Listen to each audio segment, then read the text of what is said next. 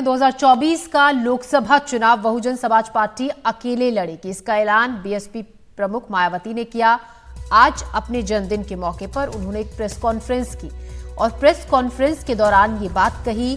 मायावती ने कहा कि गठबंधन से बीएसपी को चुनावों में नुकसान होता है, इसीलिए पार्टी अकेले चुनाव लड़ेगी और बेहतर नतीजे भी लाएगी। साथ ही उन्होंने कहा कि ईवीएम में धांधली और बेईमानी की खबरें आती रहती हैं, जिससे बीएसपी को बड़ा नुकसान होता है।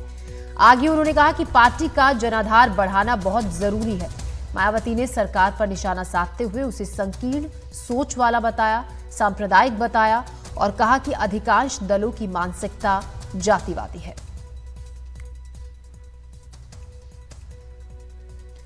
और इसी खबर पर और ज्यादा जानकारी के साथ हमारे सहयोगी रणवीर सिंह हमारे साथ जुड़ रहे हैं। रणवीर, जिस बात के कयास लगाए जा रहे थे कि अपने जन्मदिन पर कुछ बड़ा ऐलान मायावती कर सकती हैं, वो हुआ भी। साफ तौर पर साफ बोल दिया कि अकेले अपने दम पर बीएसपी चुनाव लड़ेगी। देखिए, मायावती ने दो बड़ी बातें बोली हैं। एक कि वो चुनाव से पहले किसी गठबंधन का हिस्सा नहीं बनेंगी, यानी कि अकेले लड़ेंगी, ना इंडिया में ना एनडीए में। और दूसरी बड़ी बात कि चुनाव के बाद पोस्ट पोल अलायंस को लेकर मायावती ने ऑप्शन खुला रखा है और उन्होंने कहा है कि चुनाव के बाद का जैसी परिस्थिति होगी उस हिसाब से वो देखेंगी।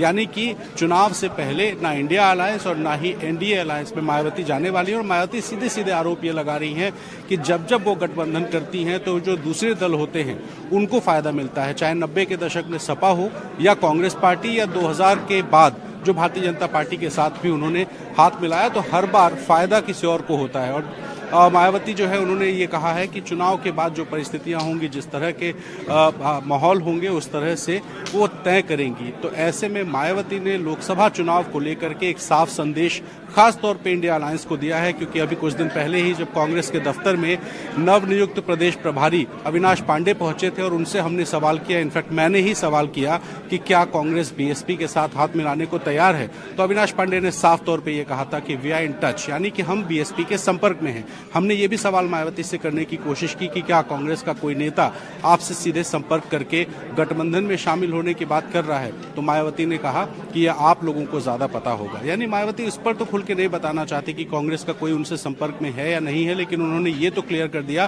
कि गठबंधन में वो शामिल नहीं होने वाली है। अब गठबंधन की अगर हम बात करें तो मायावती अखिलेश यादव को साफ तौर पे उन्होंने बहुत कड़े शब्दों में कहा कि गिरगिट की तरह रंग बदलने वाले समाजवादी पार्टी प्रमुख, यानी अखिलेश यादव के 2019 में जो गठबंधन हुआ था उसके बाद रिश्ते तल्ख हुए थे और वो तल्खी अभी भी जारी है। और इसी वजह से मायावती अखिलेश यादव को खास तौर पे बहुत सधे हुए अंदाज में कहती हैं कि अखिलेश यादव के साथ कोई समझौता नहीं होगा, क्योंकि अखिलेश यादव भी विरोध करते रहे हैं बीएसपी के साथ गठबंधन को लेकर के।